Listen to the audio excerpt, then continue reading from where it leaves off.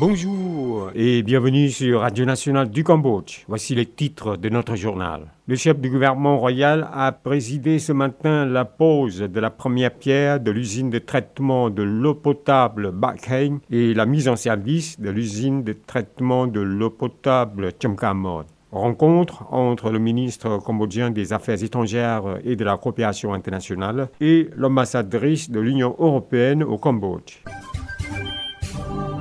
Merci à vous d'écouter Radio Nationale du Cambodge sur 105.70 FM et sur 918 AM.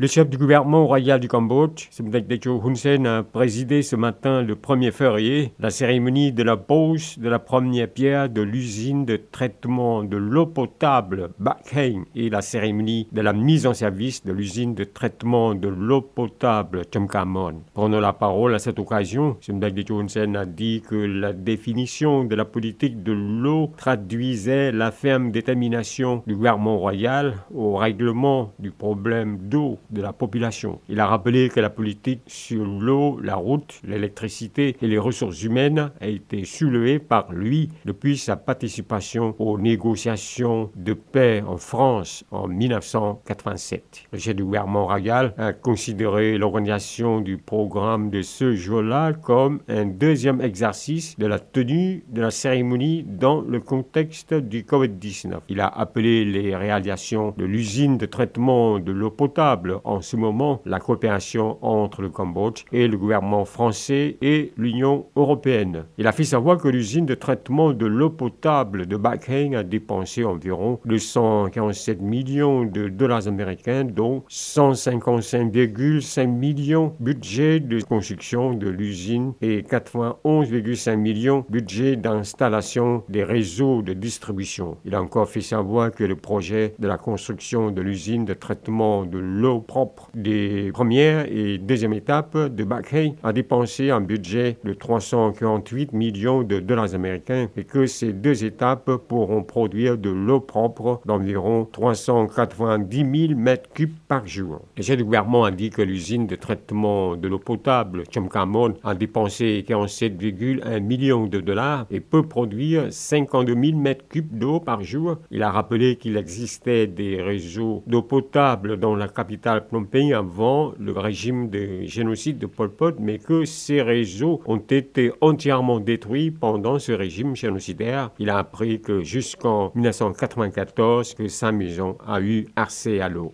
La stratégie de l'Europe sur la coopération de développement avec le Cambodge 2021-2027 porte sur 3 secteurs prioritaires. 1. Croissance économique et création d'emplois. 2. Agriculture et la gestion des ressources naturelles, centrant sur le produit de pêche. Et 3. Gouvernance et état de droit. C'est ce qu'a appris le communiqué de presse du ministère cambodgien des Affaires étrangères et de la coopération internationale publié le 29 janvier sur la rencontre entre le vice-premier ministre et ministre des Affaires étrangères et de la coopération internationale du Cambodge, Prak Sokhonn, et l'ambassadrice de l'Union européenne au Cambodge, Carmen Moreno, tenue le matin du 28 janvier au dit ministère. La diplomate européenne a rappelé des réalisations sous la coopération du développement entre le Cambodge et l'Union européenne. Parmi ces réalisations, il y a le projet usine de traitement de l'eau propre à Bac Heng, soutenu par une aide non remboursable de l'Union européenne et de l'Agence française pour le développement, AFD, et par les crédits de la Banque d'investissement européen, et que ce projet créera emploi à quelques 16 000 personnes et aura la possibilité d'alimenter en eau propre à la population qui a besoin de l'eau potable. Lors de la consultation, les deux parties ont échangé leurs vues sur la coopération de l'intégration de la région de l'ASEAN, en particulier relative au problème de l'écart du développement entre les États membres, le soutien de l'Union européenne aux efforts du Cambodge dans l'intégration au marché régional et la chaîne de valeur, la situation des travailleurs migrants, la situation du marché européen européenne pour le riz cambodgien, le secteur touristique, la collaboration avec le secteur privé, la formation professionnelle et la protection sociale, la promotion d'investissements bilatéraux. Les deux parties ont été d'accord que la stratégie pour les problèmes précités exige la coordination en fonction de la situation de la propagation du Covid-19.